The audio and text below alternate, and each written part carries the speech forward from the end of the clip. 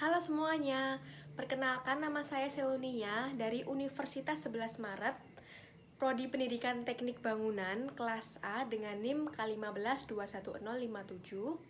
Di sini saya akan memenuhi tugas PKN untuk membahas pelanggaran demokrasi di Indonesia, yaitu membahas kasus money politik yang sering terjadi di sekitar kita. Indonesia merupakan negara yang demokratis. Demokrasi adalah salah satu bentuk atau mekanisme yang ada dalam pemerintahan suatu negara yang bertujuan untuk mewujudkan dan mengutamakan kedaulatan dan kesejahteraan bagi masyarakat dan negara, yang menjadikan pemerintah maupun setiap warganya berhak ikut serta dalam berdemokrasi. Contohnya adalah pemilu atau pemilihan umum. Pemilihan umum merupakan suara rakyat dan sarana untuk berdemokrasi dalam menyatakan kedaulatannya terhadap negara dan pemerintah. Partisipasi masyarakat merupakan hal yang sangat penting dalam pemilu, karena salah satu bentuk kedaulatan yang dimiliki oleh masyarakat yang menganut sistem demokrasi. Kedaulatan rakyat dapat diwujudkan dalam proses pemilu untuk menentukan siapa saja yang harus menjalankan dan mengawasi pemerintahan dalam suatu negara. Pemilihan umum adalah pemungutan suara yang dilakukan oleh rakyat untuk rakyat, yaitu memilih ketua atau wakil ketua pada kandidat yang terpilih. Pemilihan umum sebagai sarana pelaksanaan asas kedaulatan rakyat Indonesia yang diselenggarakan secara langsung, umum, bebas, dan rahasia berdasarkan Pancasila dan Undang-Undang Dasar 1945. Pemilihan umum ini bertujuan untuk mencapai atau mewujudkan penyusunan tata kehidupan selanjutnya yang didasari oleh kejujuran dan keterbukaan pada setiap kandidat dan pemungut suara. Pelanggaran yang sering terjadi pada saat pelaksanaan pemilu adalah banyaknya praktek politik uang. Politik uang adalah tindakan yang sangat merugikan untuk demokrasi Indonesia. Bahkan saat ini politik uang sering terjadi pada saat pemilihan umum. Bahkan saat ini pula, politik uang sudah menjadi tradisi yang sangat tidak benar untuk dilakukan bagi setiap calon pejabat terpilih maupun pejabat tingkat pusat dan daerah untuk meraih suara dukungan dan suara terbanyak. Jika hal ini terus dibiarkan begitu saja, maka tidak menutup kemungkinan kasus politik uang akan terus terjadi, bahkan akan menjadikannya tradisi untuk di berbagai tempat, sehingga akan sangat mencoreng bagi arti demokrasi Indonesia yang sebenarnya. Nah, pada kesempatan kali ini, saya akan membahas kasus penangkapan Komisioner KPU Wahyu Setiawan atas praktek suap penetapan anggota terpilih pada pemilu tahun 2019. Komisioner KPU Wahyu Setiawan resmi ditetapkan KPK sebagai tersangka. Wahyu diduga penerima uang terkait dengan penetapan anggota DPR terpilih tahun 2019 sampai 2024. Sejalan dengan penyidikan tersebut, KPK menetapkan 4 orang tersangka. Berikut ini yang 4 orang tersangka yang ditetapkan. Yang pertama sebagai penerima itu ada Wahyu Setiawan sebagai komisioner KPU. Yang kedua ada Agustiani Tio Fridelina sebagai orang kepercayaan Wahyu Setiawan yang juga mantan anggota Badan Pengawas Pemilu. Kemudian sebagai pemberi ada 2, yang pertama ada Harun Masiku sebagai calon anggota legislatif atau caleg dari fraksi PDIP. Kemudian yang kedua ada Saiful sebagai orang swasta. Wahyu dan Agustiani disangkakan melanggar pasal 12 ayat 1 huruf A atau B atau pasal 11 Undang-Undang Nomor 31 Tahun 1999 sebagaimana telah diubah dengan Undang-Undang Nomor 20 Tahun 2001 tentang pemberantasan tindak pidana korupsi Junto pasal 55 ayat 1 ke 1 KUHP. Sedangkan Harun dan Saiful dijerat melanggar pasal 5 ayat 1 huruf A atau B atau pasal 13 nomor 31 1999 tahun 1999 maksud saya telah diubah dengan Undang-Undang Nomor 20 Tahun 2001 tentang pemberantasan tindak pidana korupsi Junto pasal 55 ayat 1 ke 1 KUHP. Pemberian suap untuk Wahyu itu diduga untuk membantu Harun dalam pergantian antar waktu atau PAU caleg DPR terpilih dari fraksi PDIP yang meninggal dunia, yaitu Nazarudin Kimas pada Maret 2019. Namun, dalam pleno KPU, pengganti Nazarudin adalah caleg lainnya atas nama Rizky Aprilia. Faktor penyebab atau latar belakang kasus tersebut, pelanggaran praktek politik uang terjadi karena terdapat lemahnya peraturan, pengawasan, dan sistem pemilihan umum yang memudahkan terjadinya politik uang.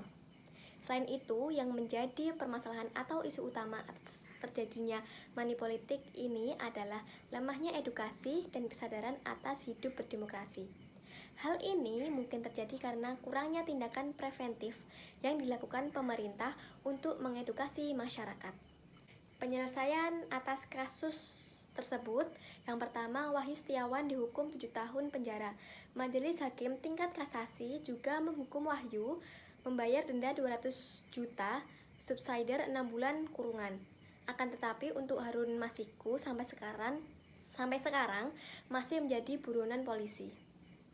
Salah satu upaya yang dapat dilakukan untuk mencegah terjadinya politik uang adalah yang pertama, dengan cara memberikan pendidikan politik kepada masyarakat.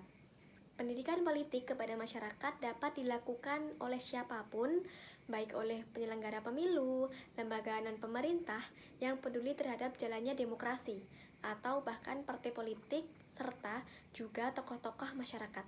Yang kedua, pihak Bawaslu memetakan daerah yang berpotensi tinggi terhadap politik uang melalui indeks kerawanan pemilu dan melakukan pengawasan yang lebih pada daerah-daerah tersebut. Kemudian yang ketiga, Bawaslu memberikan hukuman atau sanksi terhadap seseorang yang melakukan praktik politik uang. Untuk kasus yang kedua, saya akan membahas tentang tindak kejahatan eksploitasi pada anak. Anak merupakan generasi penerus bangsa yang membutuhkan pembinaan dan perlindungan dalam rangka menjamin pertumbuhan dan perkembangan mental, fisik, dan sosial yang baik. Untuk itu, perlu dilakukan upaya perlindungan anak untuk mewujudkan kesejahteraan anak dengan memberikan jaminan terhadap pemenuhan hak-haknya tanpa perlakuan diskriminatif.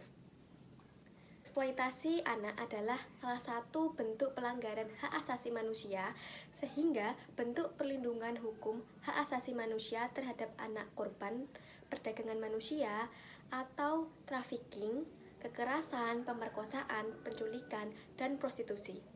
Nah, di sini saya akan mengambil salah satu contoh kasus yang ada di Solo. 3 anak putus sekolah di Solo terjerat eksploitasi seksual. Polresta Solo ungkap kasus eksploitasi seksual terhadap anak dengan tersangka sebanyak 3 orang. Ketiga tersangka yaitu Langit, 32 tahun, yang merupakan warga Jebres Solo. Kemudian WES, 20 tahun, yang merupakan warga Pancoran, Jakarta Selatan, dan DAH, 19 tahun, yang merupakan warga Mojogedang, Karanganyar. Sementara itu, untuk korban eksploitasi seksual yaitu ND, 15 tahun, D, 16 tahun, dan R, 16 tahun, ketiganya merupakan anak putus sekolah. Para tersangka melakukan eksploitasi seksual terhadap anak dengan cara online. Tersangka Langit menawarkan ketiga korban dengan cara menawarkan kepada orang yang mencari booking out atau BO melalui media sosial. Lalu, tersangka Langit komen di kolom komentar sambil menuliskan nomor WhatsApp miliknya. Selanjutnya, bila ada yang tertarik, akan menghubungi nomor tersangka. Kemudian tersangka akan mengirimkan foto ketiga korban.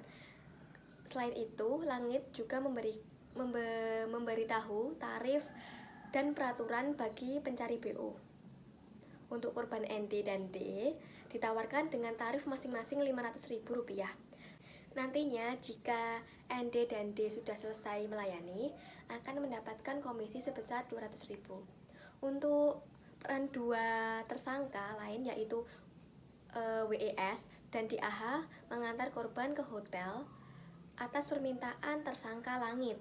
Selain itu, korban ND sudah dicarikan tamu BO sebanyak 7 kali selanjutnya korban D sebanyak 3 kali dan korban R sebanyak 2 kali. Ketiga tersangka dijerat dengan pasal 76I Jungto, pasal 88 Undang-Undang Nomor 35 Tahun 2014 tentang perubahan atas Undang-Undang Nomor 24 Tahun 2002 tentang perlindungan anak. Ancaman pidana penjara paling lama itu 10 tahun dan atau denda paling banyak 200 juta rupiah. Untuk motif atau latar belakang dari kasus tersebut adalah motif ekonomi untuk mendapatkan uang. Kemudian penyelesaian untuk kasus tersebut adalah seperti yang tadi dikatakan, ketiga tersangka dijerat dengan pasal 76I Jungto, pasal 88 UU Nomor 35 Tahun 2014 tentang perubahan atas UU Nomor 24 Tahun 2002 tentang perlindungan anak. Ancaman pidana penjara paling lama 10 tahun dan atau denda paling banyak 200 juta rupiah. Kemudian untuk cara agar mencegah anak menjadi korban eksploitasi seksual adalah yang pertama, pemerintah meningkatkan ketersediaan pusat rehabilitasi anak korban eksploitasi. Yang kedua, anak perlu dibekali pendidikan agar tidak mudah terjerumus dalam tindakan eksploitasi. Yang ketiga, pemerintah agar mengeluarkan aturan seseorang tidak boleh membeli seks anak. Kemudian adanya hukum pidana bagi konsumen pembeli seks anak. Yang keempat, selain memberi hukuman yang berat kepada pelaku kasus eksploitasi anak, untuk meminimalisirnya, pemerintah juga harus memberi pemahaman kepada masyarakat luas tentang Undang-Undang Perlindungan Anak sehingga masyarakat paham dan bisa membantu pemerintah untuk melindungi anak-anak dari kasus eksploitasi. Dan yang terakhir, yang kelima, orang tua harus menyekolahkan anaknya paling tidak minimal 10 tahun pada pendidikan dasar. Terima kasih. Ini yang bisa saya sampaikan, semoga bisa bermanfaat untuk kalian semua yang menonton. Wassalamualaikum warahmatullahi wabarakatuh.